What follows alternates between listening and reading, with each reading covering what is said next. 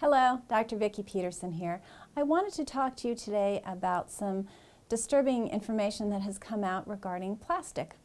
There is a tremendous amount of plastic in our society. As soon as I wrote a blog the other day about this expose that came out, you start looking around and you realize we're pretty much surrounded by it, and in many cases maybe not a problem, but when it comes to things that are housing our drink and housing our food, then actually it is a problem. So maybe some of you have heard of the chemical BPA.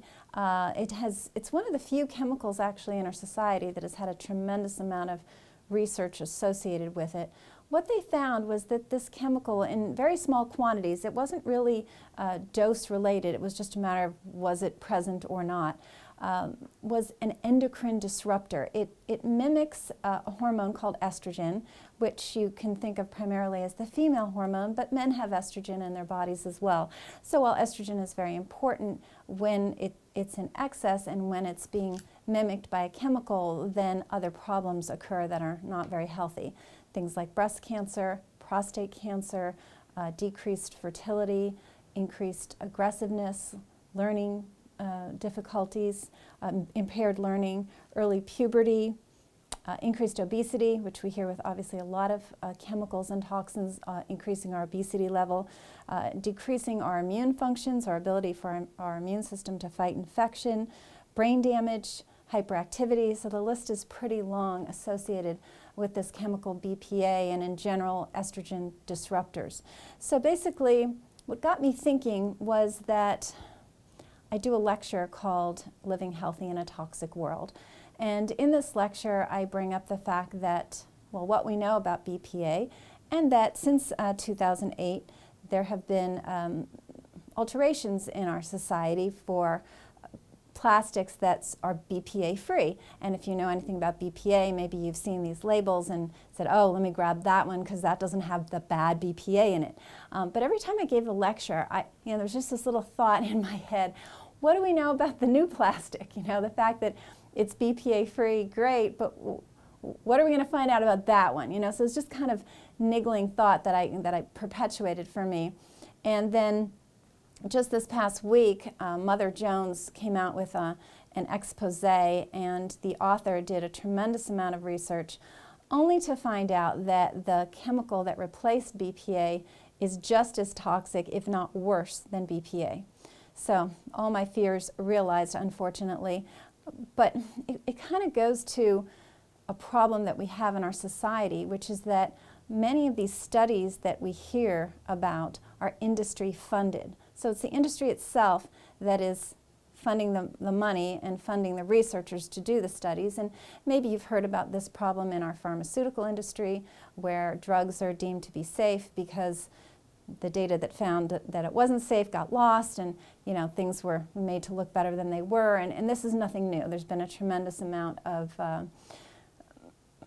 data that has come to light about industry-funded studies and how you cannot trust them because people are being paid to only show what the industry wants them to show. It's unfortunate, but it's a reality.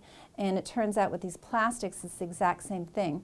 So what this expose revealed is that there's a certain type of rat, and much of our research is done on rats, and the name of this rat was called the Charles River Sprague Dolly. I know it's quite a mouthful, but it's important to know about this little rat because what this particular rat, why it's so unique, is that it can sustain 100 times more estrogen than a human woman and not be affected by it. So it's basically this estrogen-resistant rat. Now, I didn't really go into the details of how it was bred to be that way, but that's the facts about this little Charles River Sprague Dolly rat. And so, of course, this was the rat they chose to do their studies on to show that these plastics were safe. Well, how could it be a legitimate study when you can give this poor little rat 100 times the amount of estrogen as a human woman and it won't show any negatives? It makes no sense. But of course, that was what was revealed in this expose, which made a lot of sense because you wonder when people give out information about studies and they're wrong, how did they do it? How did they manipulate it? So it was the rat that they chose. So that's been revealed now, and what was really upsetting, it was all upsetting, but what made it even worse is that a company by the name of Eastman has been very heavily promoting their plastic called Triton, and Triton was the BPA replacement. It's the one that if you go to like a vegan store or a vegan restaurant or a vegetarian store or like a Whole Foods market, these companies are being promoted by Eastman, telling them this is the plastic to use, this is safe, it's corn-based, it's biodegradable, you're doing the world a service, this is your new green, thing to use. And it was found on research, on legitimate research, to be one of the worst plastics as far as being an estrogen mimicker. So really frustrating, for these, companies that are being kind of snookered into buying into this idea that they're doing their clients a favor, only to find out that it's actually worse. So a lot of information to share with you today. A doctor by the name of Dr. Bittner took 455 commercially available plastics, anything from sippy cups to toys to Tupperware, etc. And virtually all of them leached estrogen. So really nothing safe out there. So now what we need to do is think about what alternatives, right? What do we do?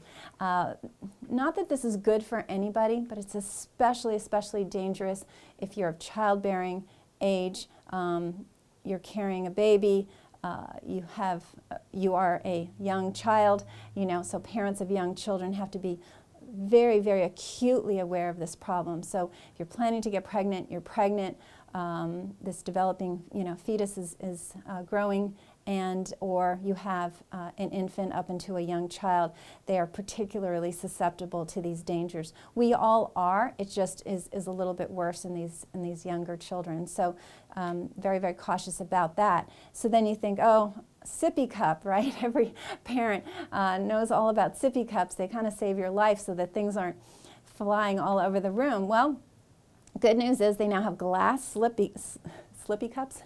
Glass does slip, but no, glass sippy cup that has a nice plastic kind of sleeve around it. And I read a cute little blog from a mom who said how she cringed every time her child threw the glass sippy cup across the room, but it had that plastic sleeve in it, around it, and she said it was unscathed. So on my blog, and I'll put the link on here, you can go to that link and read about. She kind of did a little pro and con of the various sippy cups out there. As far as plastic toys, its recommendations to go with natural fabric toys, so because everything goes in the mouth, and in little ones, baby bottles go with the glass baby bottles, and some changes really need to be made. What about all the water bottles that we use? So I've been carrying around a stainless steel water bottle for years already. As soon as I heard about the BPA, because as I said, I had this niggling doubt about what replaced the BPA. So we've been doing that for a long time. I really recommend getting a reverse osmosis water system in your house. You just fill up your water bottle at the beginning of the day, and get your 8 glasses at least, and you just sort of pack it with you, and then you're carrying it around so you know how much you've drunk, and it's a little easier to make sure you stay hydrated, which is very important. And let's see what else I wanted to talk to you about. Oh, Tupperware type containers. So there is a nice replacement for that these are kind of thick glass containers, almost like Pyrex. Pyrex dishes have been around forever. My mother cooked with those, and I have so many that she gave me. But these thick thick glass, and they've never chipped, and you're not throwing them across the room certainly. But these Tupperware replacement glass containers for leftovers and bringing lunches are very similar. It's nice thick plastic. The top that latches on is plastic, so that's not glass, but where the food goes in is glass. So if you're, I don't recommend microwaving, but if you are, you would take the lid off, maybe just put a paper towel over the top. If you put warm food in, let that warm food cool to room temperature before you put the plastic off, because that heat coming up into the plastic is what leaches it and gets those toxins back into your food. So these are some tips that I have for you, and I think a nice gradient, making changes, stop buying plastic water bottles or drinks in plastic, go for the glass, invest in a nice metal container. I also just yesterday saw at Whole Foods, in addition to these glass containers for food, stainless steel containers, and those, of course, you don't have to worry about your child breaking. So, and they were stackable. It was kind of cute to put in a little lunch pail. So there's a lot out there, and there's certainly a lot of awareness out there, but this reveal, if you will, about the BPA and the BPA replacement is something that, you know, just really, what is the bottom line? Doesn't seem like plastics are safe, right? So food for thought, and I hope I answered some questions for you. If you have more, please let me know. And I'm just, you know, really watching out and want to give you this information as I find out about it, because we live in a very toxic world, and if we can avoid the toxins we can avoid, I mean, you can't avoid air pollution, you have to breathe, but if you can avoid things that you can really make a change to avoid, and it's fairly easy, the things you can't avoid, if you get your body healthy enough, your body's detoxification organs will be able to handle those toxins that we can't avoid. So we push away the ones we can, we deal with the ones we can't, and with our little ones, highly cautious, make that extra step. It's worth it for the rest of their lives and their health status. Until next time, I wish you very good health.